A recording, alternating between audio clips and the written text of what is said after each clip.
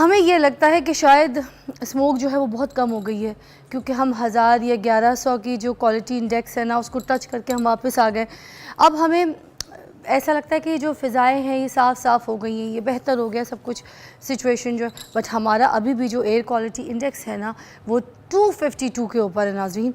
अगर आप air quality index को, अगर आप अच्छे एयर क्वालिटी इंडेक्स को आप काउंट करें तो वो 50 से नीचे होना चाहिए, ऊपर नहीं होना चाहिए। और अगर 50 से 100 जो है वो भी एक नॉर्मल सिचुएशन में होता है, मगर 100 से 150 तक का जो ये स्मोक की एयर क्वालिटी इंडेक्स है ना इसका सफ़र बहुत बुरा है। और ख़ास तौर पे जिनको एस्थमा है, जिनको कोई हार्ट की डिजीज़ है, कोई ऐसे इश्यूज़ है, या सेंसिटिव लोग, स्पेशली बच्चे हो गए और जो बूढ़े लोग हैं उनको भी, तो और जो 150 से ऊपर है ना एयर क्वालिटी इंडेक्स, वो हर इंसान के लिए ख़तरनाक है। तो हमें ये लग रहा है कि स्मोक जो है वो कम हो गई है, हालात बेहतर हो गए, मगर अभी भी इतने अनहेल्दी है। 252 हाउ कम, लाइक हम इसमें सर्वाइव कर सकते हैं, हम जी सकते हैं। मैं अच्छी खासी आई थी 2 दिन पहले, अभी कल ही तो मतलब पहला शो किया कि लंदन से मैं बड़े सुकून से वहाँ की ठंड एंजॉय करके आई। तो यहाँ की ठंड अभी शुरू भी नहीं हुई है तो स्मोक ने हमारी हालत ख़राब कर दी है। मैं तो लैंड की हूँ तो एयरपोर्ट से बाहर निकलते हुए जो कार पार्किंग तक गए तो मेरा गला जो है ना चूक हो गया था।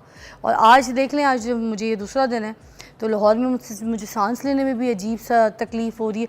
फजूल के ऐसे बलगम जम रहे हैं, गले में तकलीफ़ हो रही है, चूक सा गला हो रहा है। और ये सब मेरे साथ नहीं, सबके साथ हो रहा है। इतने बुरे हालात हैं यार, कैसे हम जी रहे हैं, हम कैसे सर्वाइव करें, उसमें भी तैयारी करनी पड़ती है।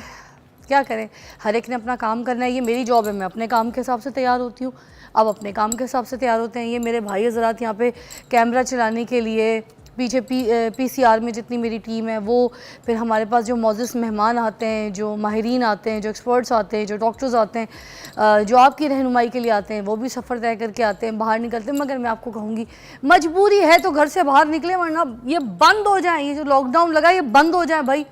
एक तो मेरे समझ नहीं आता कि जब इतने बुरे हालात हो जाते हैं उससे पहले से हम जो है ना तो प्रिकॉशंस नहीं करते। ये जितनी मिल्स हैं, ये बड़ी बड़ी मिल्स हैं, इंडस्ट्रीज़ हैं, इसका जो धुआं है इसको तो एटलीस्ट 1 महीने के लिए बंद कर देना चाहिए, जितनी भी मिल वाले लोग हैं। अगर और ईंटों वाले भट्टे हो गए, ठीक है, इनको तो कोई रोके, महीना तो रुक जाए भाई। सारा साल सारी ज़िंदगी कमाई यही करते हुए आए, यही खा रहे हैं हम लोग, तो बस अब थोड़ा सा रुक जाएं। जो फसलों को आग लगा रहे हैं मेरे किसान भाई, उनको भी मैं कहूँगी थोड़ा सा यार ख्याल कर लें खुदा के लिए। ये पुरानी फटपटियाँ, ये चिंचियाँ, ठीक है, फटाबाज सलेंसर वाली बाइकें, इसका भी ख्याल करें, इसको रोडों पे ना निकलने दें, सख्ती करें, थोड़ा कानून सख्त करें। और कानून सख्त नहीं हो पा रहा तो मुझे लगता है आवाम को भी आवाज़ उठानी चाहिए। अगर नेबर्स में आपको दिख रहा है कोई ऐसे लोग हैं, कोई रोड पे ऐसी चलती हुई गाड़ी हैं, तो आप भी उनको रोक के भाई मशवरा दें, खुदा के लिए यार मत करो, हालात बड़े ख़राब हैं, मर रहे हैं लोग। अब टॉपिक की तरफ आते हैं। हमारा टॉपिक जो है आज वो ये है कि जो दिल के मरीज़ हजरात हैं उनके लिए स्मोक कितनी ख़तरनाक है, आज ये टॉपिक है। और इस टॉपिक पे आप सब हमारे साथ रहिएगा, क्योंकि जो इस सिचुएशन का शिकार हैं तो वो हमारे पास जो डॉक्टर साहब हैं वो इस पे बात करेंगे। आपसे भी डॉक्टर मुनीर हुसैन कार्डियोलॉजिस्ट हैं हमारे साथ मौजूद है। अस्सलाम वालेकुम। वालेकुम अस्सलाम। How are you sir? I am fine, thank you. बस ये तो पूछना तो पड़ेगा, भले जो भी सिचुएशन है, but although sir thank you for coming. ये बताइएगा कि ये जो दिल के मरीज़ लोग हैं, जो सेंसिटिव लोग हैं, उनको स्मोक कितना किल कर रही है, कितना उनके लिए गलत है? हाँ, स्मोक दिल के मरीज़ों के लिए बहुत ज़्यादा ख़तरनाक है। बेसिकली तो ये इफ़ेक्ट करती है लंग्स पे। तो थोड़ा सा मैं अगर आपको हीमोडायनामिक्स बताऊं कि हमारे हार्ट के ना 2 हिस्से होते हैं, एक राइट साइड, एक लेफ़्ट साइड। राइट साइड जो है वो राइट एट्रियम और राइट वेंट्रिकल पे डिपेंड होती है, और जो लेफ़्ट साइड है वो लेफ़्ट वेंट्रिकल और लेफ़्ट एट्रियम पे होती है। अब जो हमारा सारा जिस्म का ब्लड है वो राइट साइड पे आता है, वहाँ से वो लंग्स में जाता है ऑक्सीजन मिलने के लिए, और वहाँ से लेफ़्ट साइड से फिर वो पूरी बॉडी में आगे तकसीम हो जाता है। जब लंग्स ही इफ़ेक्टेड हैं तो वो आगे जो ब्लड हार्ट को जा रहा है या उस आगे मसल्स को जा रहा है, तो उसमें ऑक्सीजन की कमी होती है और वो मज़ीद वर्स कर देता है दिल के मरीज़ों के लिए, वो मज़ीद ख़तरनाक होता है। तो सर ये जो सेंसिटिव लोग हैं जो जिनको दिल के इश्यूज नहीं भी हैं और भी कोई ऐसे जिससे अस्थमा हो गया किसी जी, को, आपको जी, पता है किसी जी। ऐसे पेशेंट्स होते हैं जिनको कोई अपनी तरफ से कोई इन्फेक्शन है, कोई वायरस है, तो उनको कितना इफेक्ट करेगी? उनको भी बहुत ज़्यादा। देखें, अगर दिल के मरीज़ नहीं भी हैं तो उनको COPD है, एस्थमेटिक हैं या वो डायबिटिक हैं, तो ये जो स्मोक है उनकी डायबिटीज़ को वर्स कर देगी, हाइपरटेंशन को इंक्रीज़ कर देगी, जिसकी वजह से दिल पे इफ़ेक्ट आएगा। और डायबिटीज़ की वजह से कि सारी बॉडी मेटाबॉलिक सिंड्रोम होता है और वो सारा जिस्म उसको इफ़ेक्ट करता है। अच्छा, क्या जो दिल के मरीज़ हैं, ये स्मोक जो है दिल के मरीज़ को बढ़ा देती है? ये दौरा भी लग सकता है दिल का, ये फालिज का अटैक भी हो सकता है, ऐसे ख़तरे भी हैं? दिल का दौरा इस सेंस में होता है कि ये जो हमारी प्लेक फॉर्मेशन है, जो कॉर्नरी आर्टरीज में प्लेक बनती है, उसको डिस्टेबलाइज कर देती है। डिस्टेबलाइज होने की वजह से उसका कोई क्लॉट टूटता है और वो आगे जाके फंस जाता है और जो मरीज़ को हार्ट अटैक होने का ख़तरा होता है। फॉलिज इस सेंस में कि अगर ब्लड प्रेशर बहुत ज़्यादा हाई हो जाए तो ऊपर ब्रेन हैमरेज हो जाएगा और फॉलिज हो जाएगा। तो ये सारी कॉजेज़। सर सांस के जो मरीज़ होते हैं, जी, जी, सांस लेने में COPD। तकलीफ होती होगी उनको, जी, तो जी, स्मोक की उनका हालत वर्स हो जाता है। इसलिए कि इसके जो पार्टिकल्स हैं वो जो आप देखें ना, जो लंग्स हैं they are like a sponge, और वो कार्बन मोनोऑक्साइड उसके अंदर एक्सेसिव चली जाए, डस्ट पार्टिकल्स एक्सेस, और इसके इतने बारीक, आपने पहले भी शायद 1-2 शोज़ में कहा है, इतने बारीक डस्ट पार्टिकल्स होते हैं कि जो हमारे मास्क से भी नहीं वो प्रिवेंट होते, वो सीधे लंग्स में जाते हैं और लंग्स का जो उसका जो कर्वेचर है वो सारा ख़राब कर देते हैं। सर सुना ये कि जो सर्दियाँ होती हैं उसमें खून की जो शरियानें हैं वो सिकुड़ जाती हैं और ब्लड प्रेशर भी बढ़ जाता है, तो इसमें कितनी सच्चाई है? सिकुड़ती तो खैर नहीं है, लेकिन वो हम जो कार्डियोलॉजी में हम ये कहते हैं कि walking against the cold wind वो एंजाइना कर देती हैं। तो उसके साथ यही होता है कि भाई एंजाइना एग्रीवेट हो जाता है ठंड के साथ, लेकिन कोई नालियाँ सिकुड़ती तो मेरा ख्याल है नहीं है। और ये भी सुनने में आता है कि जो दिल के मरीज़ होते हैं, जो भी पेशेंट्स हैं, उनको सर्दियों में सांस लेने में बड़ी प्रॉब्लम होती है। जी बिल्कुल। तो क्या ये मौसमी एलर्जी की वजह से होता है, ये बिल्कुल, नज़ला होता बिल्कुल, है, कोई बिल्कुल। अस्थमा होता है, क्या होता है? जी, जो अस्थमा है, जो COPD के पेशेंट्स हैं, वो सर्दियों में वर्स हो जाता है। तो जैसे मैंने पहले बताया कि जी वो अगर लंग्स इफ़ेक्ट होंगे तो हार्ट भी इफ़ेक्ट होगा। लंग्स और हार्ट का चोली दामन का साथ है। अगर हार्ट इफ़ेक्टेड है तो लंग्स पे ख़राबी होगी, अगर लंग्स इफ़ेक्टेड हैं तो हार्ट पे प्रॉब्लम आ सकती है।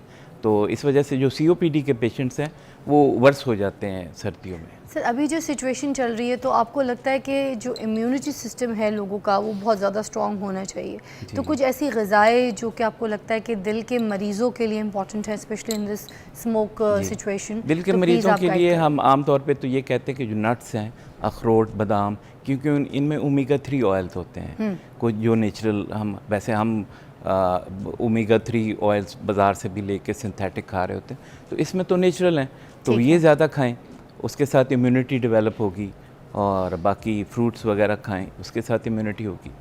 लेकिन एक्सरसाइज भी कर सकते हैं एक्सरसाइज जो या उनका सांस फूलेगा? उसके साथ सांस ख़राब होगा। अच्छा, तो फिर वॉक वगैरह भी नहीं कर सकते? नॉर्मल वॉक कर सकते हैं विद घर में ट्रेडमिल वगैरह के साथ है, मास्क पहन के, जो या बाहर जाएं तो मास्क के साथ? मास्क पहन के जाएं। अच्छा, तो और कौन सी ऐसी ग़िज़ाएँ हैं जो आपको लगता है कि नहीं खानी चाहिए? कोई ऐसी प्रिकॉशंस जो मुझे लगता है देखने वालों को आप ज़रूर बताएं। जी, जो खट्टी और इस तरह की जो एलर्जी आपको करती हैं, ये खट्टी चीज़ें हैं, वो ना खाएं। इसके अलावा तो एहतियाती तदाबीर में खट्टी चीज़ों को अवॉइड करना। वाई खट्टी चीज़, इससे गले ख़राब होने का? वो एलर्जी, उसमें एलर्जी डेवलप होने, एलर्जी इश्यूज ज़्यादा हो जाते हैं। तो खट्टी चीज़ों को सर्दियों में वैसे भी, और ठंडी चीज़ों को भी थोड़ा सा मुझे लगता है ना, क्योंकि इससे भी अगर खांसी वासी हो जाएगी तो दिल के मरीज़ तो जो वो हैं वर्स हो जाएगा, उनको वर्स प्रॉब्लम्स हो सकती है। कि एक जो मास्क है ऑक्सीजन वाला बोतल नुमा, वो आजकल बाज़ार में मिल रहा है, तो वो बच्चों को जो है ना, इस तरह से अगर ऑक्सीजन की कमी हो तो उनको वो बच्चों को ऑक्सीजन दी जा सकती है। इनहेलर टाइप का ऑक्सीजन मास्क जो कि बाज़ार में मिल रहा है, बड़ा सस्ता भी था। तो इसी तरह की कोई और भी चीज़ आपको लगता है कि अगर घर में हम बच्चों को और अपने लिए रख सकें, कोई ऐसी चीज़? मेरा तो ये ख्याल है कि जिनको इस तरह की तकलीफ़ है, वो जो स्मोक के एरियाज़ हैं वहाँ से ज़रा दूर चले जाएँ कुछ अर्सा के लिए, जब तक ठीक नहीं होता। अच्छा, या इंडोर रहें तो अपने खिड़कियाँ और दरवाजे बंद रखें। फिर आजकल जो एयर प्योरीफायर्स आए हुए हैं कोई एयर प्योरीफायर का इस्तेमाल कर लें। घर पे कर सकते हैं? हाँ। उससे फ़र्क पड़ता है? उससे थोड़ा बहुत तो फ़र्क पड़ता है, कुछ अच्छा। इंडेक्स नीचे आ जाता है। अच्छा और दूसरा सर, जब वो तो वैसे भी बड़ी अच्छी चीज़ है, घर में वैसे भी लोगों को रखना हाँ, चाहिए। लेकिन देखें आई डोंट नो कि कितने लोग अफोर्ड कर सकते हैं कितने नहीं, क्योंकि थोड़ी सी जब हमारे मुल्क में जब ये चीज़ें ज़्यादा बिकनी शुरू होती जाती तो उनकी कीमतें बढ़नी शुरू हो आसमान पे चली जाती हैं, बिल्कुल कोई शक नहीं। और फिर ये है कि अगर बाहर निकलें तो N95 का इस्तेमाल करें, मास्क ज़रूर पहने। ये है कि इतने छोटे पार्टिकल्स होते हैं कि जो आम मास्क है वो उसको फ़िल्टर नहीं कर सकता, इसलिए N95 आप recommend करते हैं। N95 यूज़ करें। सर, दिल को मजबूत रखने के लिए, दिल को सेहतमंद रखने के लिए कौन कौन सी चीज़ें जो हैं हमें करनी चाहिए? वो तो एक जनरल सा ये सवाल है कि दिल को मजबूत रखने के लिए तो हमें एक्सरसाइज करनी ज़रूरी है। अगर हम स्मोकिंग करते हैं कि जो रिस्क फैक्टर्स हैं उनको ख़त्म करें, और रिस्क फैक्टर्स क्या हैं? Smoking, obesity, sedentary lifestyle, diabetes और हाइपरटेंशन। अपनी हाइपरटेंशन को कंट्रोल में रखें, अगर ओबीज़ हैं तो उसको ओबेसिटी को कम करें, सिगरेट पीते हैं सिगरेट छोड़ दें, सेडेंटरी लाइफस्टाइल है तो उसको ख़त्म करें, डैश डाइट पे आएँ। अच्छा। और उसके बाद नट्स खाएं जिनमें ओमेगा 3 ऑयल्स हैं, हेल्दी फूड खाएं, फ्रूट्स, सब्जियां, इनका इस्तेमाल ज़्यादा करें, और फिर बाकी चीज़ें अल्लाह पे छोड़ दें।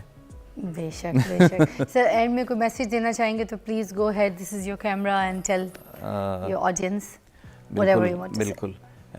दिल के मरीज़ों के लिए ख़ास बात यह है कि वो अपनी दवाइयाँ कंटिन्यूस इस्तेमाल करें, सर्दियों से बचें, अपने सीने को ढांपें, और स्मोक से ख़ास तौर पे बचें, क्योंकि इससे जो सांस की बीमारियां हैं वो और बढ़ जाती हैं।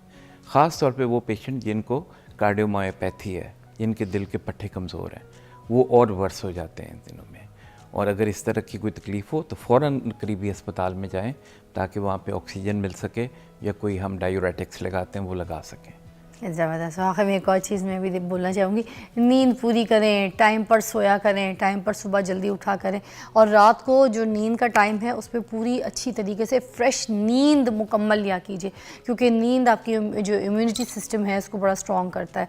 तो जिन लोगों की इम्यूनिटी या बच्चों की इम्यूनिटी बिल्कुल कमज़ोर हो चुकी है, सर आप इस बात से एग्री करेंगे? बिल्कुल एग्री। या वो बिल्कुल लागर हो चुके हैं, ताकत नहीं है उनके अंदर, या फिर किसी वायरस जर्म से लड़ने की उनके अंदर ताकत नहीं है, तो सिर्फ इस वजह से कि बच्चे अपनी नींद पूरी नहीं करते, आईपैड में बैठते हैं, फ़ोन्स में लगे रहते हैं, right. सारी रात जाग रहे होते हैं, या फिर जो पेरेंट्स हैं अपनी जान बचाने के लिए वो बच्चों को इन चीज़ों में बिज़ी रखते हैं, ख़ुद भी वो सहेलियों से और रिश्तेदारों से फ़ोनों पे बात कर रही होती, माएँ भी और मियाँ हज़रात भी ऐसे लगे हुए होते हैं फ़ोनों पे। तो ये जो है घर का माहौल सा बन गया, किसी के घर चली जाती हूँ मैं तो मोस्टली यही माहौल देखती हूँ कि किसी के मियाँ उधर लगे हुए हैं फ़ोनों पे, बेगमात इधर अपने रिश्तेदारों से लगी हुई हैं, बच्चे अपने आईपैडों पे लगे हुए, और रात जग्गा हो रहा है। और कहते हैं भाई बच्चों की छुट्टियाँ रात जग हो रही है, ये रात जगह छुट्टियों पे भी नहीं होती है भाई। खुदा के लिए इम्यून सिस्टम स्ट्रॉन्ग करने के लिए, चाहे छुट्टियाँ हो या आपकी पढ़ाई वाले दिन हो या आपके कॉलेज वाले दिन हो, टाइम पे सोएं बस, है ना। एक बात मैं आपको बताना चाहता हूँ, ये जो आईपैड्स हैं, ये जो हमारे मोबाइल्स हैं,